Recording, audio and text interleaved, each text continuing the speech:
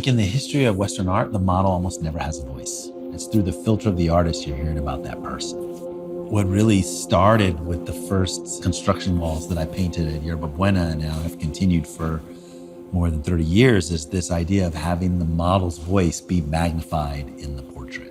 It becomes both a reflection of the relationship of myself and the model. And I also think there's another kind of magic that for the viewer, it actually takes the viewer into the portrait and not the artist.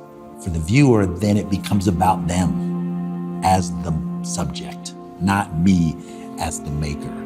I think too, what goes on, I know in my own work, and I'm guessing in yours, is in order to accomplish all of that, there were certain kinds of rules that I had to break, certain ways of choreographing and constructing so that either the story could be told or that in many cases in my work, the actual person's telling their story. They have agreed to be part of our performance. And then there is this kind of delicious hunt for what's the movement that this person does that's theirs, that's unique to them, that's beautiful, that none of us can replicate.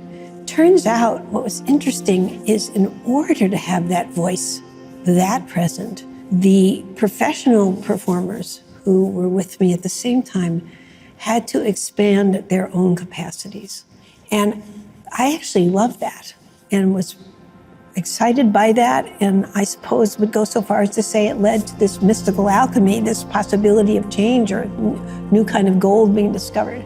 I absolutely believe each and every person has this voice and this beauty in them, but to find it and get that all to work. This is when we began to turn to video, because once we began to video, then we could edit. We had to keep, I guess, expanding our own technologies, oddly enough, in order to keep working in this manner.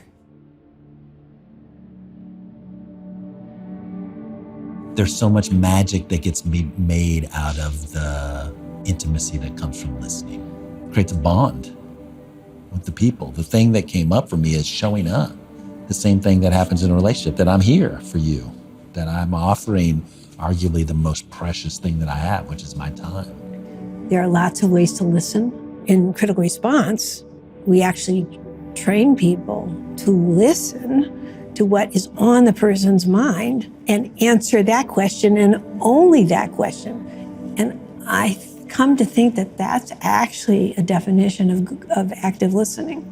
There's also listening to how it feels to be in relation together, and so I think it's why I'm famously not always good with names, because I'm not always listening to your name when you tell me your name. I'm listening to all that other stuff, your affect, your feeling, your comfort, and trying to consider all that. All of that is going to turn into something. You're going to transform all of that.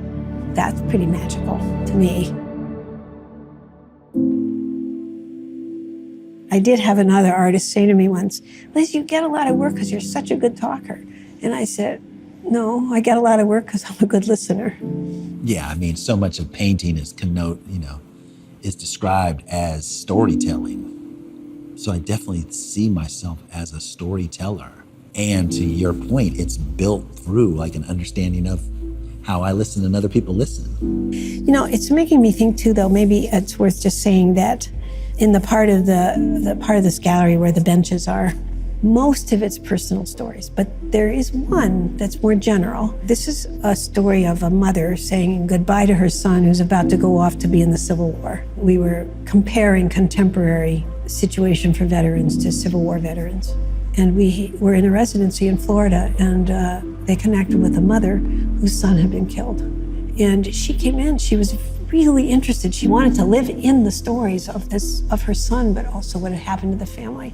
So she watched this duet between the mother and the young man. And I said, well, why don't you direct it? Tell them what to do. And I said, why don't you guys start? And Tamara reaches out to touch George and touches him. And the mother says, oh, stop. I didn't touch him. If I had touched him, I would never have let him go. The nature of Tamara's touch on George is never the same, having heard that. My hopes for the gallery, which is different from performance, is that there's a way for people to hear some of these backstories, to maybe contemplate that and now go watch and sit with the bench again and see how they look at it.